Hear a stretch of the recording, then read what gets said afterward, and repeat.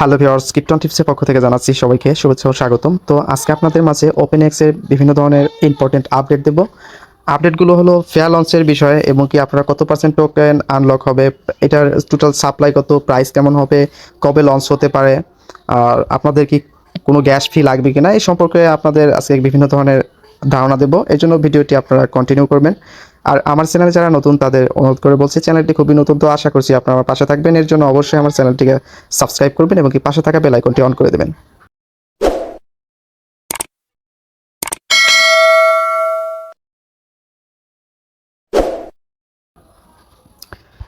তো প্রথমে একটা চলে যাই আপনাদের কিছু তাদের যে ইয়ারডপের বিষয়ে কত পার্সেন্ট টোটাল আমাদের টোকেন সাপ্লাই আমাদের ক্লাইম করতে দেবে সে বিষয়ে আসলে কথা বলবো। তো এখানে দেখতে পাচ্ছেন কমিউনিটি ইয়ারডপ টোটাল সাপ্লাই হলো 10 বিলিয়ন। কমিউনিটি ইয়ারডপ দিবে আমাদের জন্য 20%।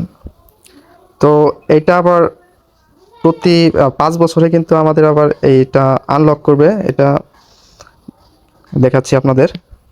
আচ্ছা, যে এখানে তারা বলছে 5 ইয়ার এটা স্ট্যাকিং রিওয়ার্ড, মানে পরবর্তীতে ধাপে ধাপে কোরের মতো আমাদের কিছু কিছু করে আমাদের দেবে। ফার্স্টে আপনাদের 20% টোকেন দেবে। তো 20% কীভাবে হিসাব করবেন? আমার টোটাল টোকেন হলো, আমি দেখাচ্ছি আমার টোটাল টোকেন।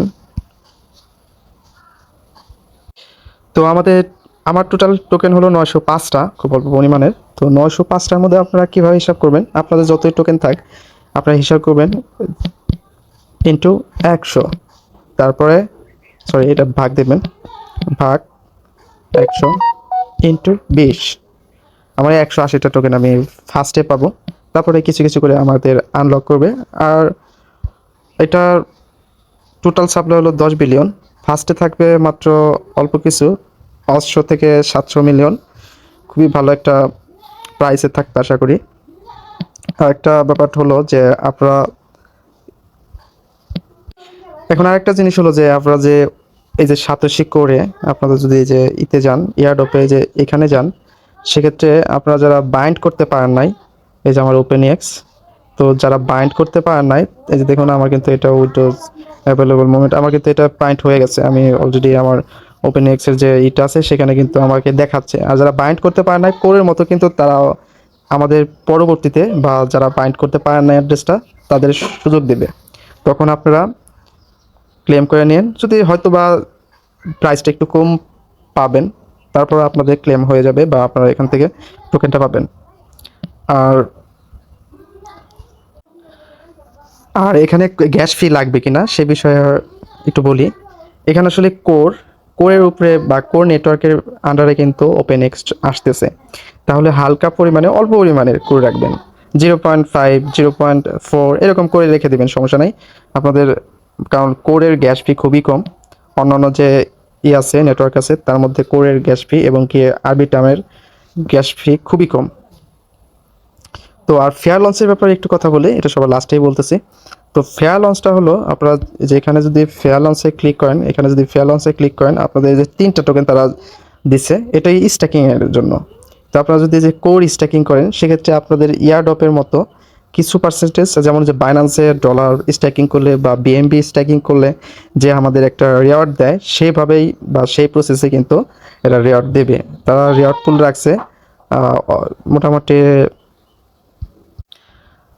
মোটামুটি 15 মিলিয়নের মতো রাখছে আমাদের ওই স্ট্যাকিংয়ের জন্য, স্ট্যাকিং রিওয়ার্ড পুল। তো মোটামুটি এটা ভালো প্রাইস হবে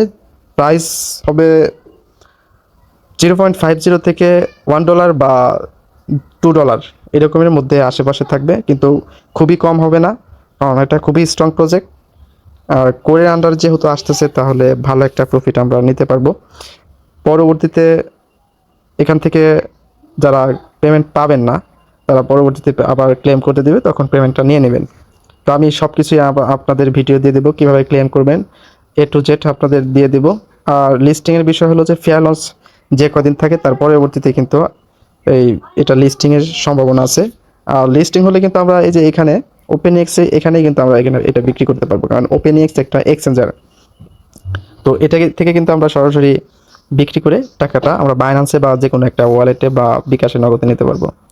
তো আরও কিছু ইম্পর্ট্যান্ট আপডেট জানার জন্য অবশ্যই আমার ইউটিউব চ্যানেলের সাথে থাকবেন, এবং কি কোনো প্রবলেম হলে আমার টেলিগ্রাম চ্যানেল আছে, সেখানে গ্রুপ আছে, আমাকে নক করবেন, আমি আপনাকে বা আপনাদের আমি হেল্প করার ট্রাই করব।